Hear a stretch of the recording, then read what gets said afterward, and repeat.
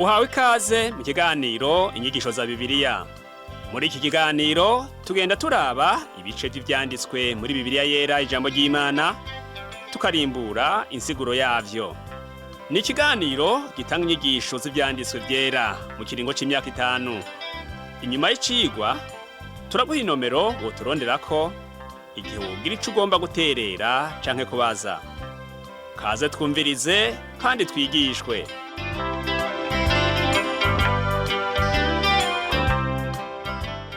Nshuti nawe mugenzi uri kurumviriza izi nyigisho za Bibiliya, ndakuramukije amahoro y'umwami wacu Yesu Kristo abane nawe. Uri kumwe na Pastori Samuel Nsabimbona sanzwe ndakigushikiriza.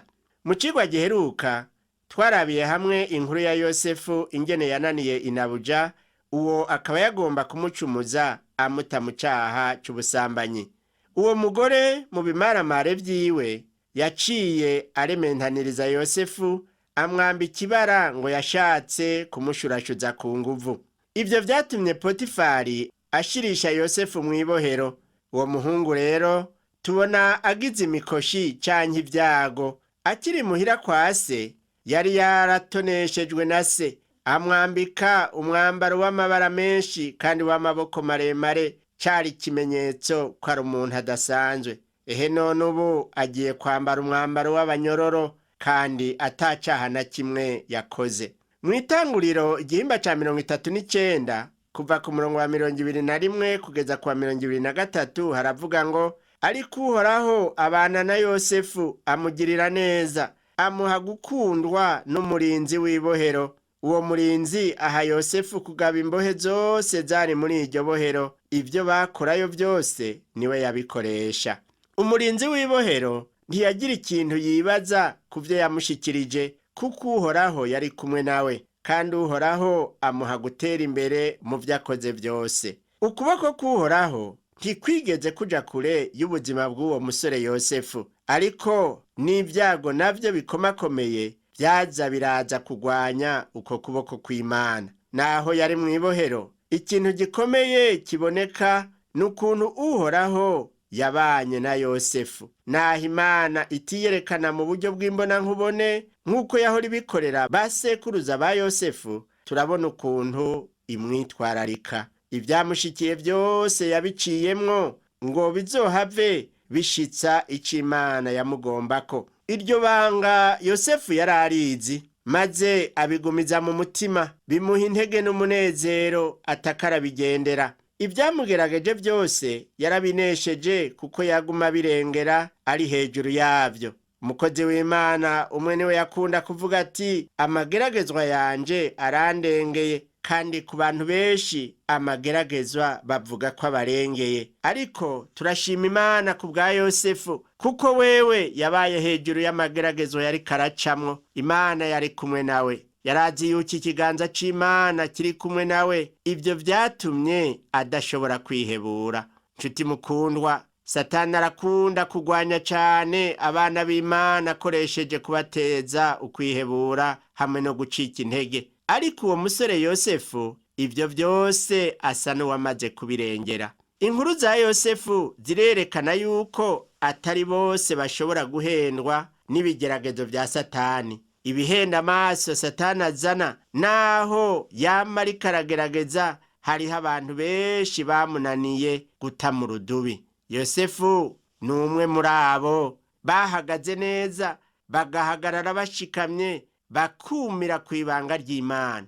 Nshuti yanje, wewe nanje birashoboka yuko twokumira ku Mana tukananira Satani, tukamunesha mu izina rya Yesu. Ivyo rero nta yindi nzira twobironkeramwo atari ukugerageza kwiyegereza Imana uko bukeye uko bwije. Reka uyu munsi naho dukomeze kurabira hamwe ivya Yosefu nk'uko tubibona mu gihimba ca 40 co muri iki gitabu c'Itanguriro. Muri iki gihimba ca 40 tubona inkuru ya Yosefu itari kiraja imbere, ahubwo iri kirikwega cane. Tubona Yosefu ashizwe muri ibohero agatebayo cane. Hanyuma tukamubona nayo n'umukevyi wa Farawo, tukamubona nayo n'umukuru agabura ibinyobwa wa Farawo.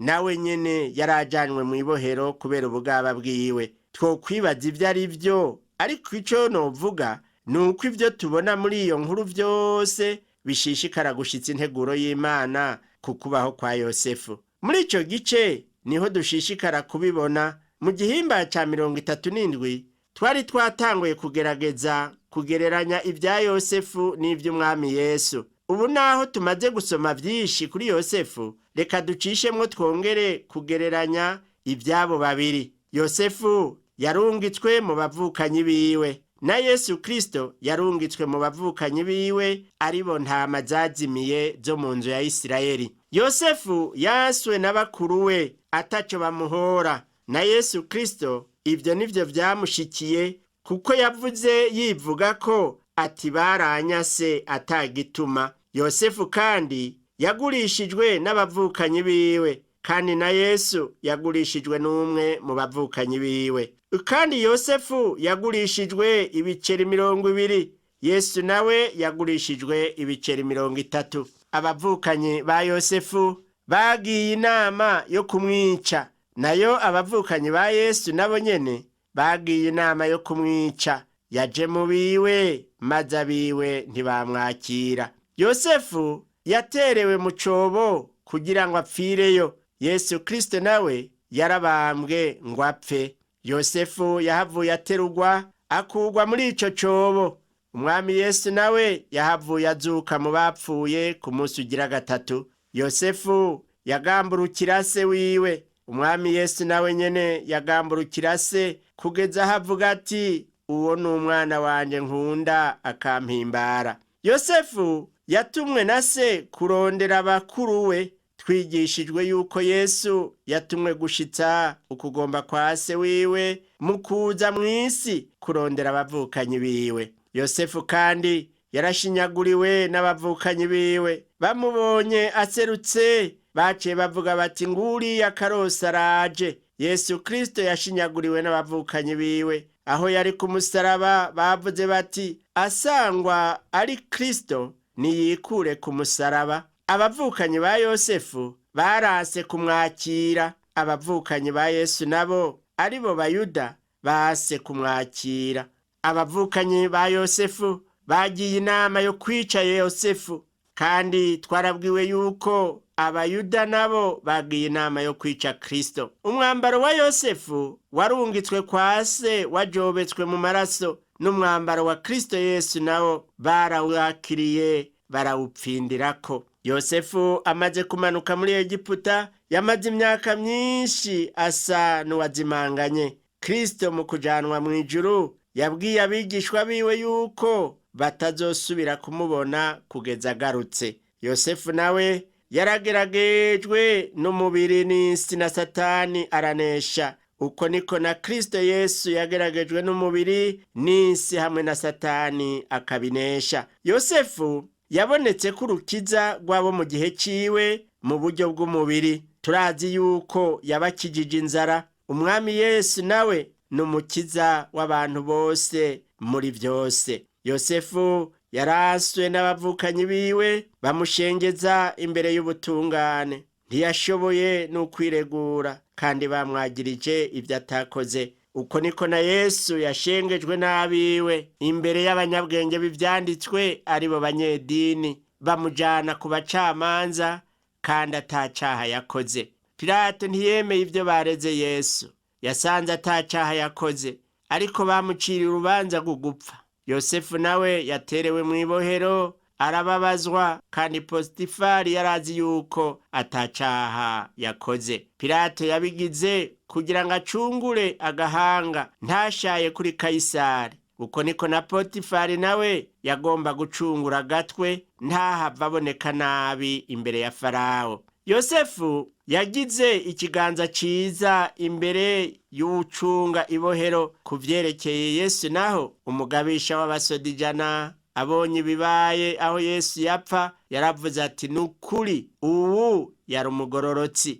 Ikindi tubona cisano hagati ya Yosefu na Yesu nuko Yosefu yaharuwe mu nkozi z'ibibi, abera umugisha ugabura ibinyobwa kwa Farawo, maze abera umucamanza wacumba imitsima mu rugo kwa Farawo. Yesu nawe yabambanywe n'ibisuma bibiri, umwe aharonkera imbabazi, uwundi igihano.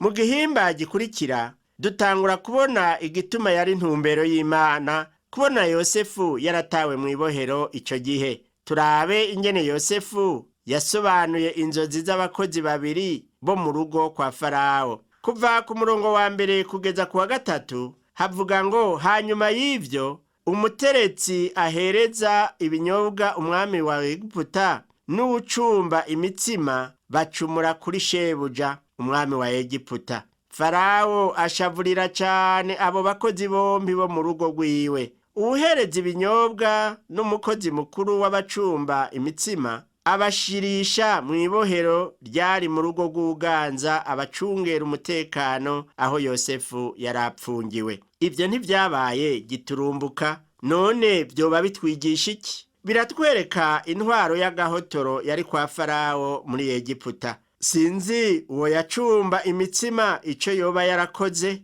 Kumbure yoba yarazigije udutsima umwami yari kuzinduka arafungura. Farawo yamutereye mu ibohero kubera akantu gatoya kadafashe. Uwo yahereza ibinyobwa wewe mbega yoba yakoze iki? Birashoboka yuko yoba yazaniye Farawo ikirahuri c'umuvinyu maze aratsitara kuri za ndava ziva mu bihugu vy'Abarabu bimwe bita amatapi. Ico kirahuri kica kiratemba kirakoroka. Eka nta n'uwobimenya, ni iciyumviro gusa. Ntitubona dusomye ibyatumye uwahereza ibinyobwa kwa Farawo canke uwo acumba imitsima ico bazize. Ariko ico tuzi nuko tubona babohewe hamwe na Yosefu aho yari asanzwe abohewe. Mbona no mu ibohero Yosefu yahawe ikibanza ciza. Aho yaja hose ubwenge bwiwe ntibwaba gaseseshwa rumuri. Ishikanwa ry'umuntu rimuronkera akayira, rimushitsa imbere y'abahambaye. Niko mu Migani 18 umurongo wa 16 havuga. Na Yosefu niko vyagenze. Imana nayo tubona ingene igendana nawe mu kubaho kwiwe, kandi hakaba hariho intumbero itomoye. Ku murongo wa 4 haravuga ngo, uwuganza abashibamyi b'umwami abahereza Yosefu, nawe arabakorera. Bamaze igihe bari mu ibohero baciye babashikiriza Yosefu, kandi niwe yabaraba igihe bari muri iryo bohero. Umurongo wa 5 n'uwa 6 havuga ngo, umwe yahereza ibinyobwa ibwami muri Egiputa na wa mucumvyi barindiwe muri iryo bohero, bombi barotera ijoro rimwe, umwe wese iziwe uwundi ziwe, zigasobanurwa zimwe ukwazo izindi ukwazo. Maze mu gitondo Yosefu yaciye yinjira aho bari, abaravye abona barajonjogoye. Yosefu yari umuhungu akeye w'intwari. Hanyuma abona abo bantu babiri bari basanzwe batonye ibwami, bari bicaye batavuga bijiriwe. Umurongo w'indwi n'umunani havuga ngo, abaza abo bakozi bo mu rugo kwa Farawo barindanywe mu ibohero ryo mu rugo rwa shebuja wiwe, ati mbega uwu munsi ko mujonjogoye na maki? Baramwishira bati, nuko twarose indoto kandi akaba atawushobora kuzidusobanurira. Yosefu arabishura ati, mbega Imana siyo nyene gusobanura? Ehe, nimuzindotorere. Muri ivyo Yosefu arata icubahiro c'Imana. Mu bindi bihe vyakurikiye hari uwundi musore w'umuheburayo yabigize uko nyene, ari imbere y'intahe kandi mu mahanga. Uwo nawe ni Daniyeli yahesheje Imana icubahiro. Ese icompa abakristo ba kino gihe tukama tugira nk'uko. Ivyo dukorera Imana byose bikwiye kuba ivyo kuyihimbaza. Umwe wese akwiye gusuzuma ingene ahesha Imana icubahiro. Kimwe mu bituma abantu benshi tudahezagirwa nk'uko Imana ibitugombako, nuko iyo turose ibintu hari aho tuca tubona yuko ari uko vyategerezwa kugenda, maze ntitushimisha Imana. Bikenewe yuko twama dushira hejuru Imana. Yosefu yabiduhayemwo akarorero keza. Yavuze ati, mbega Imana siyo nyene gusobanura? Kuva ku murongo w'9 kugeza ku murongo wa 13 haravuga ngo, uwuhereza ibinyobwa umwami arotorera Yosefu indoto ziwe ati, narose mbona umuzabibu imbere yanje, kandi uwo muzabibu wari ufise amashami 3, mbona usa n'upfunditse, usambura amashugwe, amahando yawo arahishira. Maze igikombe cya Farawo nari ndagifise mu minwe, nuko nakira izo nzabibu ndazikanyira muri cyo, ndaheza ndagihereza Farawo. Yosefu aramubarira ati, uku niko zisobanurwa, ayo mashami 3 ni iminsi 3. Iminsi 3 itarahera, Farawo azokubohora agusubize ku gikorwa cawe, kandi uzohereza Farawo igikombe nk'uko wahora ukora umuhereza ibinyobwa. Mu isezerano rya kera Imana yarakoresha cyane indoto, ariko mu isezerano rishasha sibwo buryo Imana yakunze gukoresha, kuko hoho habonetse ivyanditswe vyera bikwiye. Muri iki gihe ntidukeneye cyane indoto kugira ngo tumenye icyo Imana itugomba ko, naho rimwe na rimwe Imana ishobora kuzikoresha. Ariko kera Imana yakoresha cyane indoto n'ibimenyetso bifise insiguro ziboneka cyane. Umutegetsi wa Farawo yarose ikimenyetso cyumvikana cyo kurengukana umuvinyu nk'uko yari asanzwe abigira. Mu nyuma tubona umwami Nebukadineza arose inzozi zerekeye igishushanyo. Nta nkeka yuko Imana yagombye kumwereka ibyo yoba atatahura n'ingoga, kuko yari amenyereye cyane iby'ibishushanyo n'ibigirwamana. Yosefu yarashoboye gusigura indoto ziwe, maze abwira uwo muteretsi ati, uzorekugwa bitarenze iminsi 3. Umurongo ugira 14 uvuga ngo, Yosefu abwira uwo muteretsi ati, maze uzonyibuke niwamara kumererwa neza, uzontabare ndakwinginze, umvugire kuri Farawo ankuze muri iyi nzu. Aravuga ati, mu minsi 3 uzorekugwa hano, ariko jeho niyo ntaronka umuntu amvugira, nzoborera ngaha. Urabona ko ndagusiguriye indoto, ndagusabye ntuzonyibagire. Kandi aca aramubwira bikeyi byerekeye inkuru z'ingorane yaciyemwo. Turabe ku murongo wa 15 uko yamubariye ati, kuko nanyurujwe nkuwe mu gihugu c'Abaheburayo, nino naho nta caha nakoze cotumye banshira mu ibohero. Naho ivyanditswe bitatubwira ico uwo muteretsi yishuye, birashoboka yuko yoba yaremereye Yosefu kuzomuvugira kwa Farawo. Ariko mbega vyoba vyabandanije gute? Umurongo wa 16 n'uwa 17 uravuga ngo, wa mukozi mukuru abonye amusobanuriye ibyiza, abarira Yosefu ati, nanje narose nikoreye inkoko 3 z'imitsima y'ifu iyunguruye neza, kandi inkoko yo hejuru y'izindi yarimwo ibyo kurya bikaranze by'uburyo bwose nshira Farawo. Maze ibisiga bibindira ku mutwe muri iyo nkoko. Izo nzozi z'uwo mukozi mukuru zibonekamwo ibimenyetso vyumvikana. Nawe nyene yaratahura neza ivy'inkoko z'imitsima n'ibyo kurya bikaranze. Ku murongo wa 18 n'uwa 19 haravuga ngo, Yosefu aramwishura ati, uku niko zisobanurwa, izo nkoko 3 ni iminsi 3. Iminsi 3 itarashika, Farawo azokubohora kumanike, ibisiga bikugabangane. Yosefu yaramusobanuriye indoto, mugabo aramubwiza ukuri ko bitazoba bimeze neza.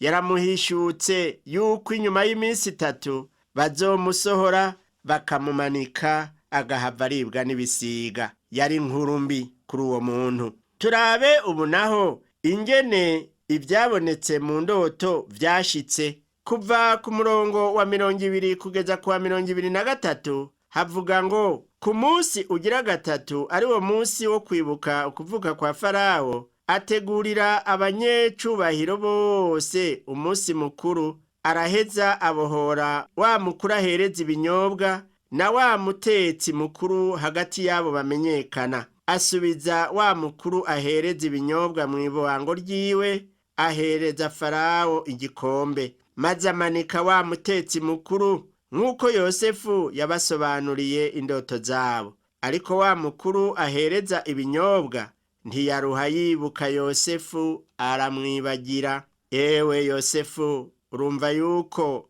uri umunyamibabaro, mbega weho uzohatorwa nande? Noneho womengo nta kindi cizigiro kigisigaye kuri Yosefu.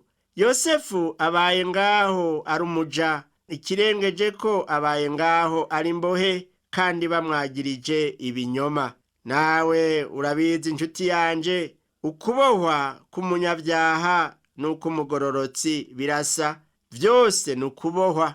Ariko biraboneka yuko Potifari agomba yuko Yosefu yibagirirwa muri rya bohero. Nibwo buryo bwa Potifari bwo gufukafuka ibiterasoni vyo mu rugo rwiwe. Yosefu we ni uwo kugwa mu ibohero aguye mu mporero. Akizigiro koba kagisigaye nuko wa muteretsi mukuru wa Farawo yohava mwibuka akamuvugira, kandi ivyovugwa nawe vyoshikira Farawo n'ingoga. Wa muteretsi mukuru yari afise umunezero udasanzwe wo gusubira mu bikorwa vyiwe no kongera gutona kuri Farawo. Nayo ivyo gusubira kwibuka Yosefu, ivyo vyovyo ntivyari bikimuraje ishinga, ariko Imana yoyo mu kumugumizayo yari ifise ikigomba gushikako. Ibaze nshuti yanje mugenzi, iyo wa muteretsi ahengera amaze igihe kwa Farawo agatangura kuvugira Yosefu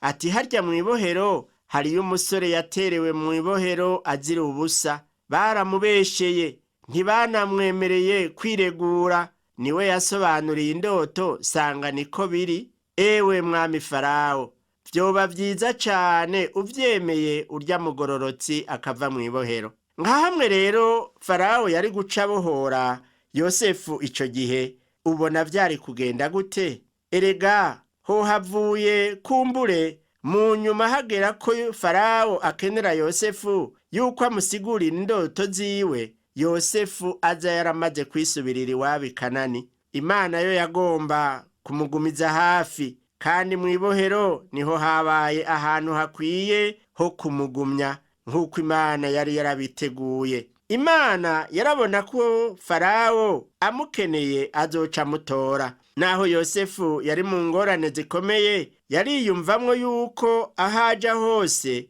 ikiganza ciza c'Imana cagumana nawe. Yagumye yitwararika guhesha Imana icubahiro muri vyose. Kwa Potifari yabaye umwizigirwa, mu ibohero naho nyene yabaye umwizigirwa, agira ikiganza ciza kucunga aho hantu. Yari umwizigirwa ku Mana, akaguma arazwa ishinga no kuyihesha icubahiro. Tubandanije n'inkuru ziwe, turabona ingene yabaye umwizigirwa kuri Farawo, mbere no kuri ba bavukanyi biwe. Ukwizera kwa Yosefu kwatumye aguma ari umwizigirwa. Nshuti mwene data uri kurumviriza izi nyigisho za Bibiliya, asangwa uri umwe mu bizera vy'ukuri, bibonekere mu ngeso, bibonekere mu bwizigirwa bwawe. Kimwe mu bintu biteye agahinda muri iki gihe nuko abakristo babizigirwa usanga barabaye bake. Nibuka umwe mu bagenzi fise arongoye ishirahamwe rikomeye kandi rikora ibikorwa vy'Imana, niwe yambariye twicaye turi babiri twiherereye ati, muri rirya shirahamwe ndongoye naho ubona ari iry'abakristo, harimwo bake noshobora kwemeza ko arabizigirwa. Aboshobora kuba bizigirwa b'ukuri mu vyo bajejwe ni bake, ariko Imana ishimwe ku bwabo bose biboneka yuko baba bizigirwa, naho ari bake barafasha. Nama ndayishimira aho ngeze hose ku bw'abarya bake yashiriyeho arabizigirwa. Mu vy'ukuri mugenzi, abizigirwa bafise ikimazi kinini aho babaye. Yosefu rero yari umwe mu bameze gutyo. Ukwizera kwiwe kwamugize umwizigirwa, akaba ari navyo vyamutumye arengera amageragezwa yose yaciyemwo kandi akayanesha. Uko kwizera kwamutuma kugirira n'impuhwe n'urukundo abandi. Wabonye ingene yagiriye impuhwe ba bantu bari bapfunganywe nawe, ba bakozi bakuru bo kwa Farawo.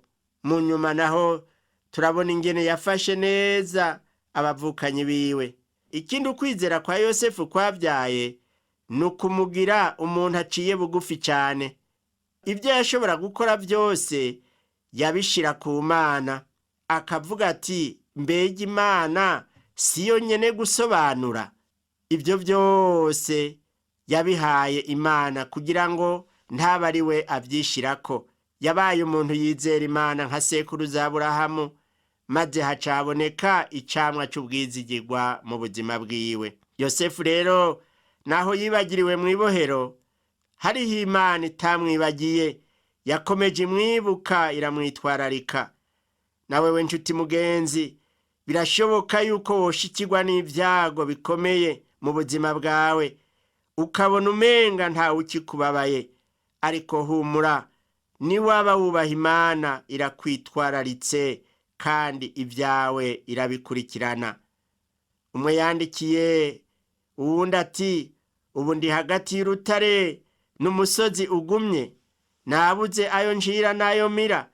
Ariko naho woba nawe uvuga gutyo, Imana iraza aho uri kandi ishobora kugukurayo, nk'uko yaserutse kuri Yosefu, nk'uko tuzobibona mu vyigwa bikurikira.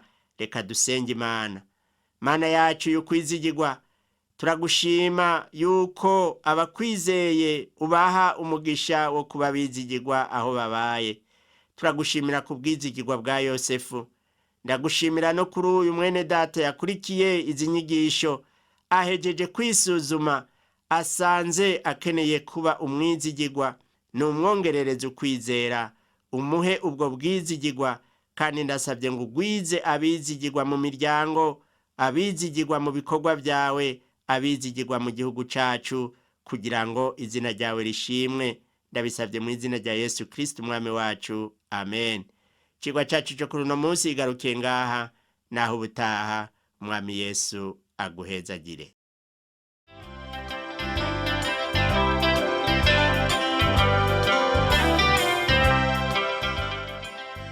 Wakoze kumviriza icigwa c'ijambo ry'Imana c'uyu munsi. Ushobora kumviriza n'ibindi biganiro by'inyigisho za Bibiliya, canke ukabikwega kuri uru rubuga rwa interinete rukurikira: http utuburungu tubiri uturongo tubiri duhengetse ttb akaburungu twr akaburungu org. Ushobora kumviriza ikiganiro cyo muri indwi, canke ugafyonda ahanditswe ngo rondera ukurikije itariki, kugira ngo wumvirize ikiganiro camaze kurengana. Ushobora no gufyonda ahanditswe ngo rondera ukurikije ivyanditswe, kugira ngo wumve ibiri muri ico gice c'ivyanditswe vyera ugomba. Ufise ico wunganira canke ubaza, twandikire. Email ni